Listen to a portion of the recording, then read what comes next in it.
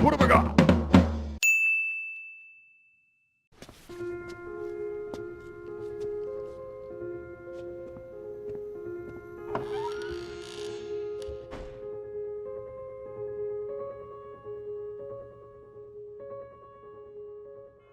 Right, ladies and gentlemen, my name is Kieran and welcome back to another Survival Horror for Dummies video.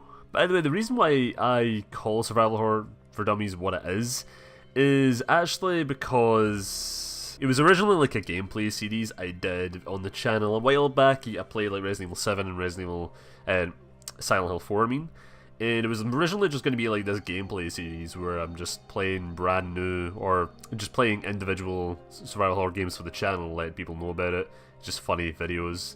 And I wanted to like reuse the name, but I didn't want to like stick it in the title, so I was like, yeah, let's just make like a playlist to make it kind of like a show of like showing people brand new survival horror games coming out, or that's already out just now, just showing people what they don't already know, which is what For Dummies book is. So yeah, that's why the videos are called that. Today we have another survival horror we're going to be talking about that is apparently coming right around the corner, and that is Crying Is Not Enough. Yeah, so I'd actually just seen there on Steam, Storyline team actually just announced that Crying Is Not Enough is actually coming in May this year. So that's next month, or this month basically when you're watching this. So yeah, hopefully this game turns out well. There's a few more gifts that came out on their Steam page. I'm going to be linking that in the video also. One of them actually is a spoiler for a puzzle, and the other one appears to be another puzzle that you can do in like a graveyard or something like that. I think it's just multiple puzzles in this graveyard, but yeah, it looks all cool, and yeah, let's get back to the video. This game is strange in terms of advertising the game anyway. Now, I'm not saying that this game needs a huge PR campaign like a AAA title, but I find it kind of weird with the whole first quarter 2018 release window, which was confirmed by Storyline back in February this year. There's not been many trailers out for it. There's been teasers and that, but yeah. There was a teaser that was released in the beginning of February, showing glimpses of what to expect in terms of gameplay. Then there was a story teaser trailer lasting about a minute, revealing what the story could be. It reveals like little bits and pieces. But apart from that, not much info in this game. I get that the devs don't want to spoil anything, but still, we want more. We want more. If people are gonna buy this game, and if it's right around the corner, not many people literally just hop on a Steam page and like, yeah, I'll fucking buy that. Survival horror, why not? I do that. And maybe some other people do that, but not a lot of people. People want to do research before they buy a game, which probably makes sense. I should probably definitely do that. I did pre-order Destiny and without doing research, and that was a major disappointment, but however. So all the information you see in this video is gathered from the game's website, various pages, and their Facebook page as well, and just a couple of videos to post on there. Oh yeah, by the way, I found this pre-alpha trailer that was made back in 2013 for the game. Obviously it won't represent what the game is like at release, but maybe it can give us an idea of what the story could be like. And also, I think it's pretty cool that this game has been in development for that long, for like 5 or more years. And this is me just hearing about it now. So anyway, Crying Is Not Enough is being developed by Storyline team, or by the Storyline team. Not much is known about these guys apart from the basic information found on the website. They were founded in 2013, that is an independent game studio, and they're working on Crying Is Not Enough. Literally, that is all of their About Us section on their website. Not much information. But, however, there is a lot of information about the game's development in the development section in the website. So they say that they were a group of passionate gamers who formed a small team back in 2013, but in 2015 the team made the decision to start the game from scratch, which you can definitely see from the pre-alpha trailer to what you see from the game now. It was here that the team now consists of 2 people, which makes this work incredible, by the way.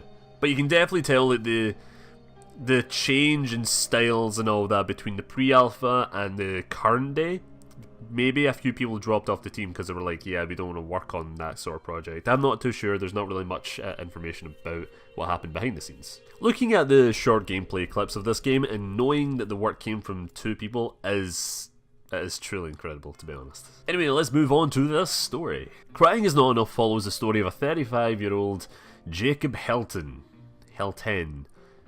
Yeah, I've never actually seen that name before, Helton. Or Helton. However you pronounce it. I've never seen that name before. And more specifically, with his experiences after his wife, Claire's serious injury in a car accident. A few weeks later after the accident, Claire's health begins to improve significantly. But before getting discharged, she mysteriously disappears from the hospital. That same evening, an unknown woman approaches Jacob, claiming that she knows where his wife is, while declaring her willingness to help him. At this point, a dark journey begins, and Jacob finds himself battling his inner demons inside a spooky town known as Silent Hill.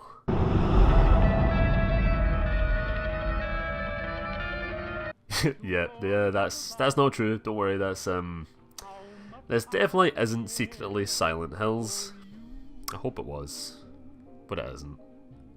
But well, his dark journey begins in a mysterious, distant place, also known where soon the central character will understand that the disappearance of his wife is nothing more than a small incident of a puzzle that has yet to be unfolded. Soon he will find himself entangled in a game for harsh players, full of hatred, fear and intrigue, which although he is not the centre, he is forced to adapt and survive, or at least, so he thinks. The story of this game seems very mysterious. They're obviously not saying much about it because they don't want to spoil anything, but I did go digging into the few trailers that we got, and even paid attention to details in the pre-alpha trailer. Dr. Miller is a name I hear popping up in the trailers, even in the pre-alpha one. His name is then mentioned in the Fix It teaser.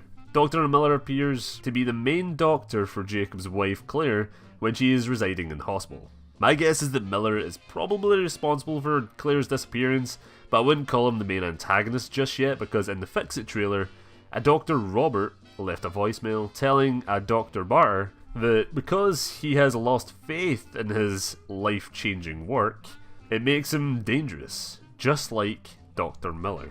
I think this says that Dr. Miller has turned against the antagonist group and is now in danger. So who is Dr. Barter and Dr. Robert? Well, in the trailer it is revealed by Robert that Dr. Barter is a respected scientist and his creations are respected by Robert. I think Dr. Barter might be the main antagonist here. The words from Robert suggest that Barter has a high expectation for a project going on in this organisation, and that he is going to refer him to the general about these expectations. Is Dr. Barter working on some sort of experiment that involves Claire as a test subject, maybe? Fuck knows, but it is quite interesting to just speculate. But anyway, let's move on to what makes a survival horror game, well, a game, and that's gameplay.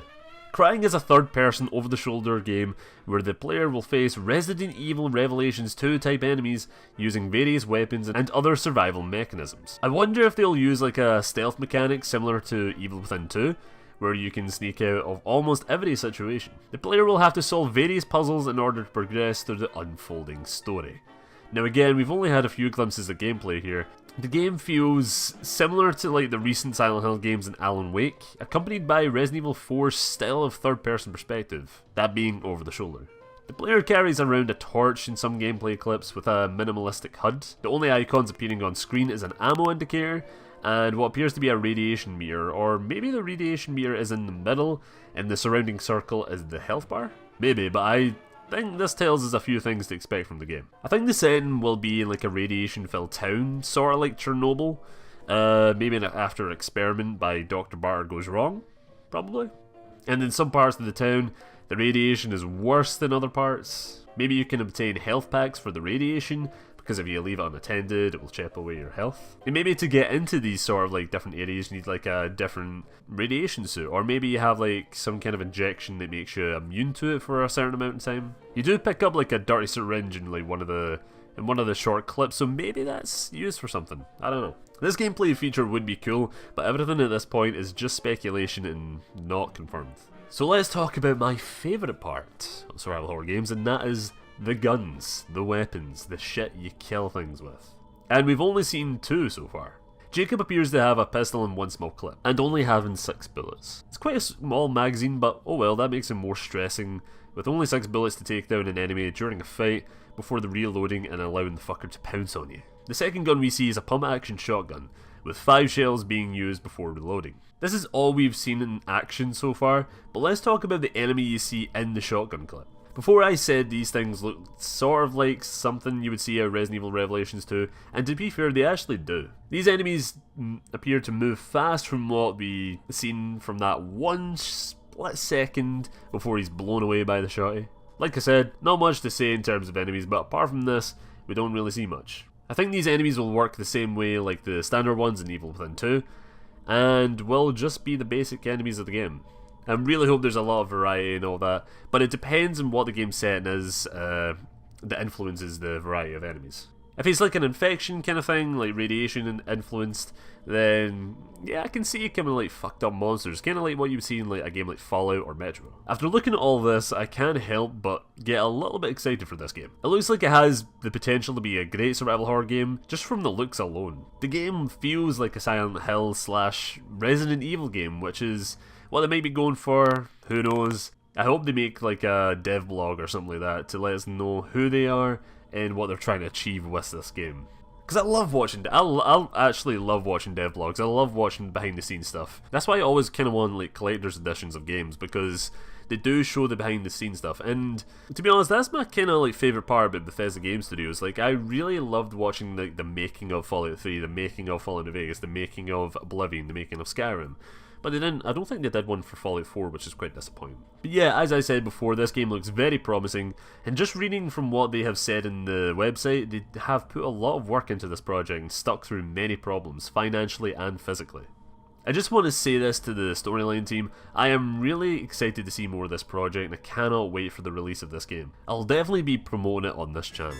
Again, great job, I cannot wait to see more. I really want to get my hands on the, like a demo or something like that, or maybe just like the full game. Anyway guys, I hope you enjoyed this video. Crying is not enough, a new survival horror. Yeah, I hope you enjoyed the video. I'll definitely be doing a lot more of these in the future, and as you know from now, I've actually did 2 videos this week. The previous video I did was Resident Evil on Nintendo Switch, which I think is actually doing quite well. I don't know what it is like on Saturday when this video gets uploaded, but yeah, the video is doing alright so far. So if you haven't checked that out, please go check that out as well. And also I made another video called Welcome to Bandicoot 2018, which talks about what you should expect from the channel. But yeah guys, I love doing videos like this, and I cannot wait to cover more survival horror games. I think next up on Survival Horror for Dummies is a Beast Inside. It looks very promising, and it actually has a gameplay demo, and I've got a lot to talk about in that game. But yeah, also upcoming is The Great Brawl, which is going to be I think I might put a trailer together just to kind of show you what it's all about, because it is quite a long video, and I think it will be out very soon. Hopefully at the end of the month. I pray the end of the month. I'm just I'm waiting for a few sound clips from a few people, and that is it. So yeah. So yeah guys, I hope you enjoyed this video, and I hope to see you again. If you did like this video, please write down in the comments below. If you want me to cover a survival horror game that I've not known about or is actually upcoming, please write down in the comments below as well, and I will definitely check it out. So yeah guys, that is me, and I shall see you all later, so bye bye.